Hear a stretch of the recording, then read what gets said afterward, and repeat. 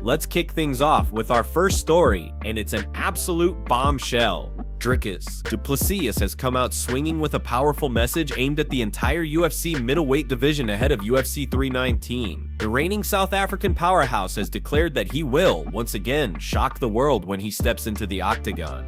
Known for building his career off defying the odds, du Plessis is more motivated than ever to prove the doubters wrong. And if his words on the Ariel Helwani show are any indication, he's not just planning to win, he's promising a performance for the ages.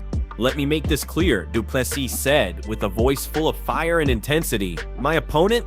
He's a special fighter, incredibly talented, one of the best in the world. But here's the truth. I can't wait to show everyone why this is my time. This isn't just another win, this is history in the making. I'm gonna walk into that cage and I'm gonna shock the world all over again, just like I've done every single time people counted me out."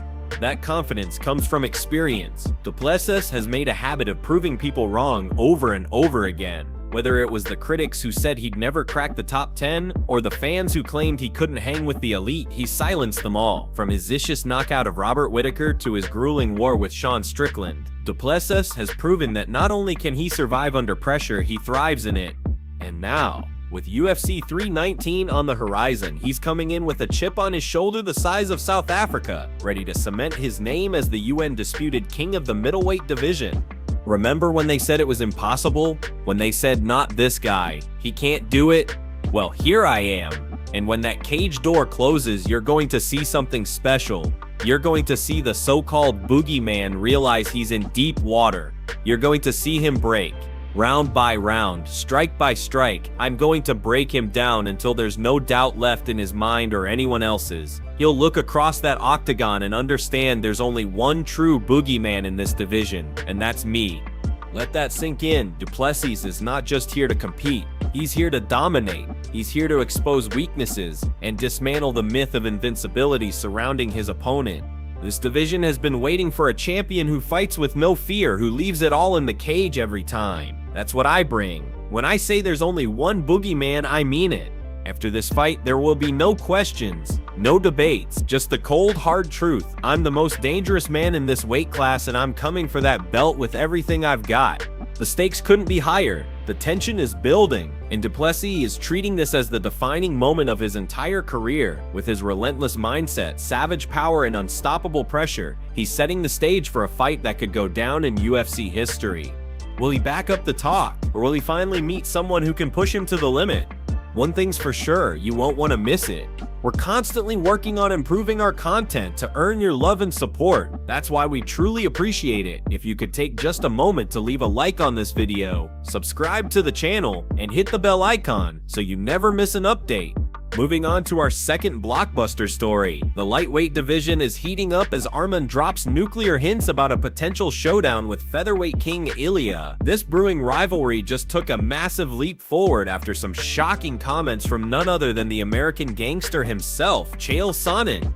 Here's the situation. After Ilia's dominant UFC 317 title defense, Dana White acknowledged that Arman stepping up as the official backup fighter was a good step toward rebuilding trust with the promotion. But, and this is a huge but, the UFC boss noticeably didn't confirm Arman would get the next shot at gold. Enter Chael Sonnen, who dropped a bombshell on his podcast this week. "My sources tell me Arman is next in line for Ilia. This fight is happening sooner than people think." This sent the MMA world into a frenzy, and Arman wasted no time responding during his explosive MMA Junkie interview. "Let me set the record straight," Arman declared, his voice brimming with intensity. "I've been waiting for this title shot longer than anyone. I've earned it. Now Chael's saying what everyone knows, that I deserve this opportunity. But here's what's funny, the UFC hasn't told me anything official yet." The rising contender didn't hold back when addressing Ilia directly. He can pretend all he wants, but Ilia knows what happens when we fight. He's already planning his escape route, either moving up to lightweight or waiting until I'm stuck in another fight. Why? Because I'm the nightmare he can't wake up from. Arman's confidence isn't just talk. His 8-fight win streak, including recent dominations of Beneil Dariush and Charles Oliveira, makes him the clear top contender. Look at who Ilia wants next. Poirier, Gaethje, anyone but me. He wants money fights because he knows defending against me is a one-way ticket to losing that belt. But here's the truth. You can't hide forever, champion. The tension reached boiling point when Arman made this stunning prediction. When we finally meet, it won't be competitive, it won't be close. I will expose him in ways no one has before. That belt is mine. He's just holding it for me until Dana makes the call. Despite Sonen's sometimes creative relationship with facts, this rumor carries serious weight. With the UFC's December pay-per-view still lacking a main event, fight fans are left wondering, is this the showdown we've been waiting for? One thing's certain, if Arman gets his wish, we could be looking at the most anticipated champion versus champion clash. Breaking news alert, Khamzat just revealed his bloodthirsty blueprint to destroy Du Plessis at UFC 319, and it's sending shockwaves through the middleweight division. The undefeated Phenom broke his silence in an explosive interview, warning fans to expect the most versatile version of Boers we've ever seen. Listen carefully, Khamzat growled, his eyes burning with intensity. I'm coming to war like always, first minute to last. If the knockout comes early, beautiful, but make no mistake, dramatic pause. I've been blooding in the gym preparing for 25 full minutes of carnage. 5 rounds? 10 rounds? I'll fight until sunrise if Dana lets us. This chilling revelation destroys the narrative that Khamzat's cardio could be his Achilles heel. The Chechen-born star has been secretly training with Olympic-level wrestling coaches, transforming his already deadly ground game into an unstoppable force. His confidence, absolute. People forget, Du Plessis got dragged to deep water by Whitaker's takedowns. Darren Till, a striker by trade, had him scrambling on the mat. Khamzat scoffed before dropping a nuclear bombshell. And these aren't even grappling specialists. I'm not just good at wrestling, I'm historic. When I shoot, it's not a takedown, it's a death sentence. Insiders report Khamzat has been studying hours of footage, identifying crippling weaknesses in Du Plessis' defensive grappling. Watch how he panics when his back hits the canvas, Khamzat revealed. That first round against Strickland, the man was lost in transitions. Against me, he'll drown before the third. But here's the terrifying twist. Khamzat's camp is preparing multiple kill scenarios. First round massacre. Overwhelm Du Plessis with his trademark blitzkrieg start. Gradual destruction. Wear down the South African with relentless clinch work. Late finish. Conserve energy for a round 4 or 5 submission when Du Plessis is most vulnerable. Let them doubt my gas tank, Khamzat smirked. I want Du Plessis to believe he can survive the early storm. That's when the real torture begins. By round 3, he'll be begging for a knockout. With Fight Night approaching, one question haunts the division. Can anyone stop this hybrid of Khabib's grappling and Fedor's killer instinct? Du Plessis better have been training his escape game, because Khamzat plans to take him to places no UFC middleweight has ever been. Moving on to another story making headlines. Sean Strickland is once again making waves with his brutal honesty, and this time his target is none other than Khamzat Chimaev. Strickland didn't hold back in his latest comments, calling Khamzat mentally weak, and he's not just throwing random shots, he's pointing to specific moments in Khamzat's career to back it up. Let's rewind a bit. Back in 2020, Khamzat burst onto the UFC scene with back-to-back dominant performances. He didn't just win, he destroyed his opponents. He capped off that momentum by knocking out Gerald Meerschaert in just 17 seconds, sending shockwaves through the middleweight division. But then came a massive setback. Khamzat was hit hard by a severe case of COVID-19. It wasn't just a mild infection. He was hospitalized, sidelined, and at one point, he was coughing up blood. After multiple cancellations of his highly anticipated bout with Leon Edwards, Khamzat shocked fans by announcing his retirement from MMA in March of 2021. That's right, after just 3 fights in the UFC, the undefeated rising star was ready to hang it up. While Khamzat eventually returned, stronger than ever, racking up 5 straight wins including victories over Gilbert Burns, Kevin Holland, and Kamaru's men. Sean Strickland isn't buying the comeback hype. Speaking in an interview with Red Corner MMA, Strickland had this to say. Khamzat is just I was there when he retired. I was training with him. There's even a video of me where I told him, "You're so good, you're better than everybody," but I was being sarcastic. You can train with high-level UFC fighters, but if you're picking one guy just because he's the same height as your opponent, no, dude, you're not preparing smart, you're picking him because you're scared. Mentally, he's just a weak man. That's a bold accusation, but it comes with some history. You see, Strickland and Khamzat actually trained together at one point. And during those sessions, it was Khamzat who reportedly got the better of Strickland in grappling. Not too surprising, considering Khamzat is a two-time Swedish national wrestling champion. That training history seems to have sparked a long-standing tension between the two. Over the past year, things have only heated up further. They've exchanged barbs online, called each other out in interviews, and mocked each other's skill sets. From the outside, it seems like this beef is personal. And with both men currently sitting near the top of their respective divisions, Strickland having just recently lost his middleweight title and Khamzat still undefeated, it's not out of the realm of possibility that we see these two settle their differences inside the octagon sometime soon. Until then, Strickland's latest comments are sure to fan the flames even more. Will Khamzat fire back, or will he let his performances do the talking? Only time will tell. Moving on to another big story, Islam Makhachev has finally responded to Khamzat Chimaev's call-out and the ongoing pound-for-pound conversation.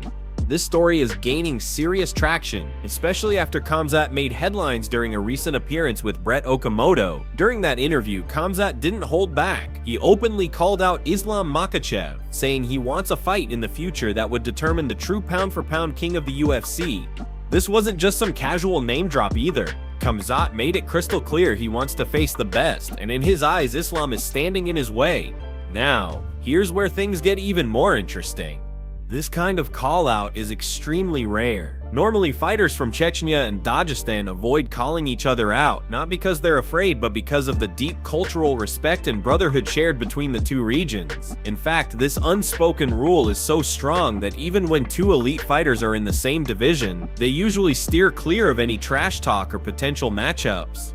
And here's a fun but serious example to highlight that point. Khabib Nurmagomedov once flew to Moscow just to confront Petr Yan over something similar. That's right. When Petr made some comments about Khabib or fighters from Dagestan, Khabib personally got on a plane to have a face-to-face conversation. That's how deeply this honor code runs.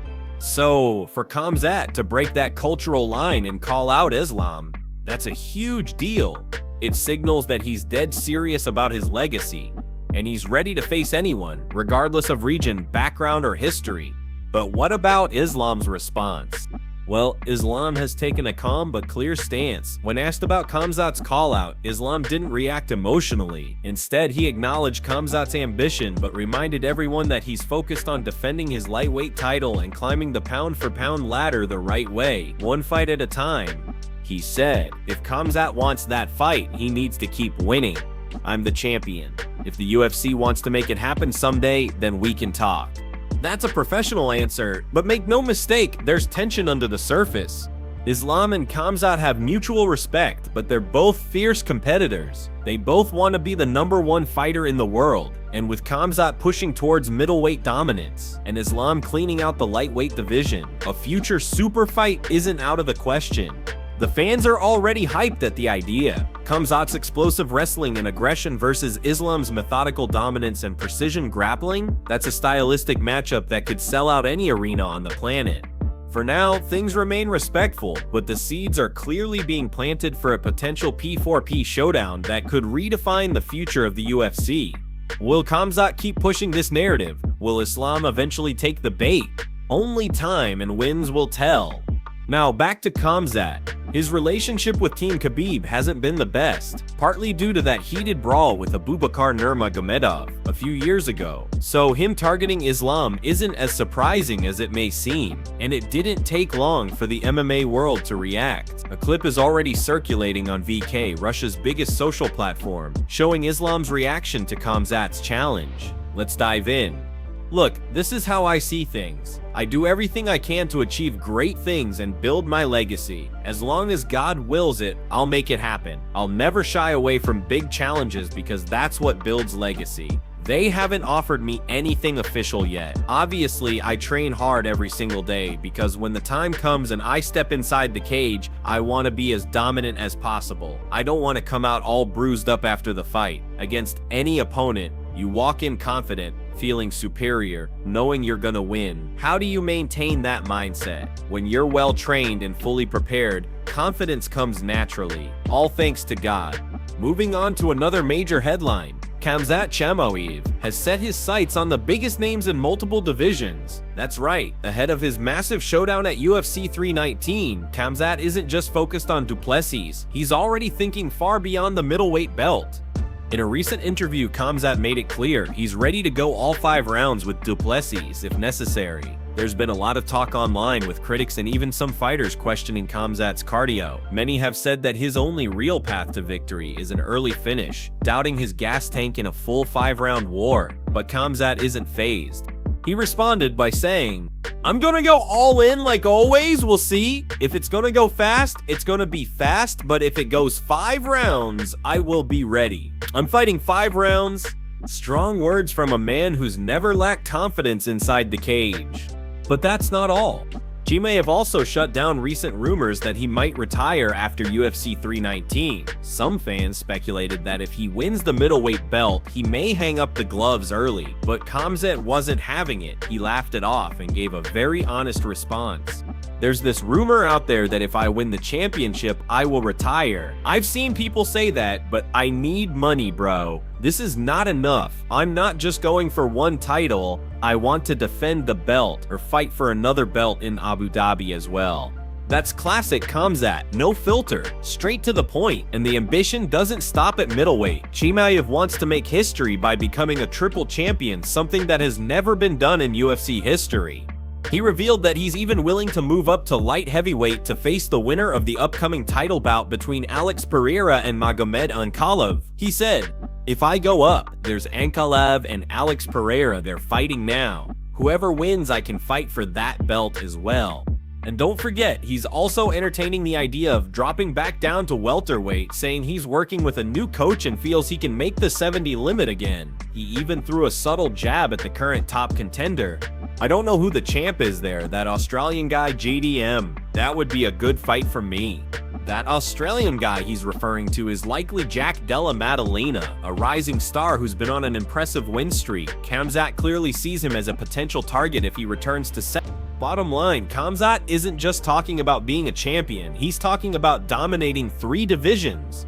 If he gets past Duplessis at UFC 319, don't be surprised if his next call-out isn't for a defense, but for another belt.